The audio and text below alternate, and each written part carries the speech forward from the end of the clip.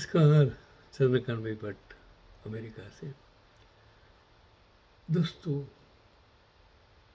जिनको कुछ करना है, सेवा करनी है, मदद करनी है, उसको सत्ता की ज़रूरत नहीं है, उसको धन की ज़रूरत नहीं है। उसको सोच, मन, दगश, ईमानदारी और सेवा भावना उसके दिल से होती है। वो कभी बोलते नहीं है। उसको पद्मश्री, पद्म विभूषण या कोई सर्टिफिकेट की ज़रूरत नहीं है। उसको नोबेल प्राइज़ की भी ज़रूरत नहीं है। वो तो एक ऊपर से ईश्वर ने, मैं यही कहता हूँ कि मुझे ईश्वर ने, I don't say I am non biological, मैंने ईश्वर ने मेरे माँ बाप द्वारा जन्म दिया है कुछ अच्छा करने के लिए। न तो कोई दुश्मन है मेरा, न तो मैं किसी का खराब करने का सोच भी सकता हूँ। किसी ने भी मुझे मेरा बहुत कुछ बिगाड़ा हो, उसको भी मैं प्रणाम करता हूँ, उसका भी मैं अच्छा सोचता हूँ, क्योंकि वो ईश्वर ने मुझे वो प्रेरणा दी है। अमनजोत कौर रामूवालिया पंजाब की रहने वाली, और उसके पिछले करीब 10 वर्षों से एक बेहद अलग और जिम्मेदारी भरा काम कर रही है। आप सोचेंगे क्या काम करती होगी। वह विदेशों में मारे गए भारतीयों के शव अपने परिवारों तक पहुंचाने में मदद करती है। आज अमेरिका में कितने गुजराती, कितने युवा लड़के आते हैं जिसका यहाँ कोई ये नहीं होते हैं, तो कभी ऐसा प्रॉब्लम्स हो जाए तो कितने लोग, मैं भी अपने आप प्रयत्न करता हूँ।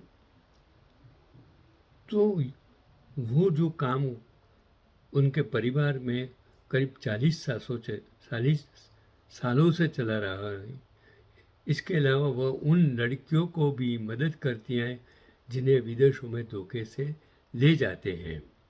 अपने काम के दौरान अमनजोत ने कई ऐसे मामले देखे हैं जो भावनात्मक रूप से बेहद कठिन होते हैं। एक घटना में उत्तर प्रदेश के बस्ती के एक युवक की सऊदी अरब में काम के दौरान मौत हो गई थी। हादसे से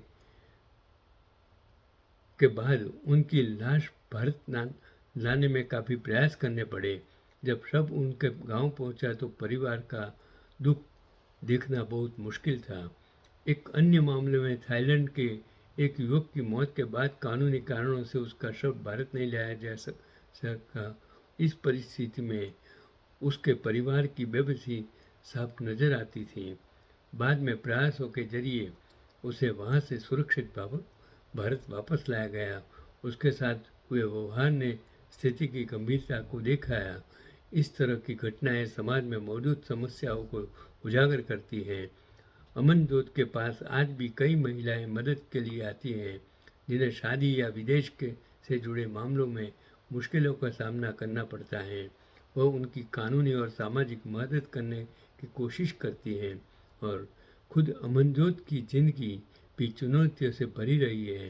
बावजूद इससे उन्होंने अपने अनुभव से यही सीखा है कि कठिन परिस्थितियों में भी आगे बढ़ना जरूरी है, और उसका मानना है हिम्मत और प्रयास से जीवन को बेहतर दिशा दी जा सकती है।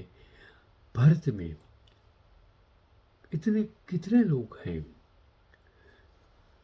जिसकी अनकही, अनसुनी कहानियां मैं पढ़ता हूँ, देखता हूँ, सुनता हूँ, और मुझे लगता है कि आप जो काम आपकी कोई प्रशंसा करे इसके लिए करते हैं, वो गलत है। मैंने मेरे जीवन में एक देखा कि आज कितने सारे अंध लोग हैं जो देख नहीं पाते हैं, आंखों की तकलीफ है। सबसे बड़ी ईश्वर ने बनाई सुंदर रचना वो आँख है, अगर आँख नहीं है तो ये दुनिया तुम्हारे लिए सब कुछ अंधेर है, कुछ नहीं है, दुनिया का कोई मतलब ही नहीं है। तब मैंने उस टाइम मंगलदास परीख, मजमूदार, एडवोकेट शरद मेहता, चक्षुदान, मैंने सोचा और उनके साथ जाकर मैंने 50 से ज़्यादा आंखें कलेक्ट की और उसको आंखों को पहुंचाने का काम किया।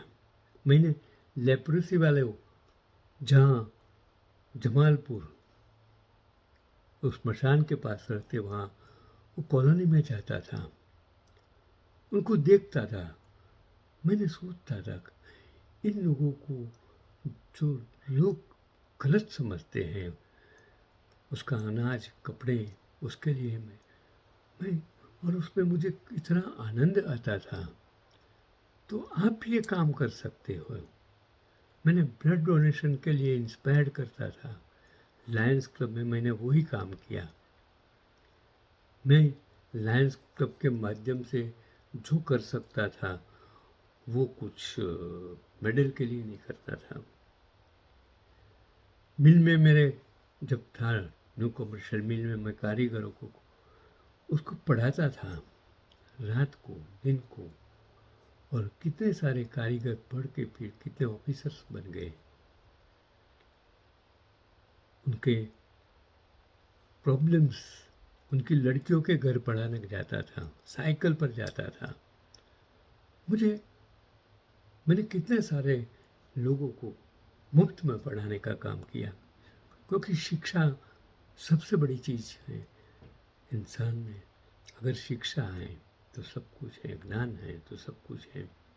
इसके लिए कभी सत्ता के लिए, धन के लिए, कोई अवार्ड के लिए काम मत कीजिए। आप इंसान हैं, इंसान के लिए जियो। यही आज का पैगाम।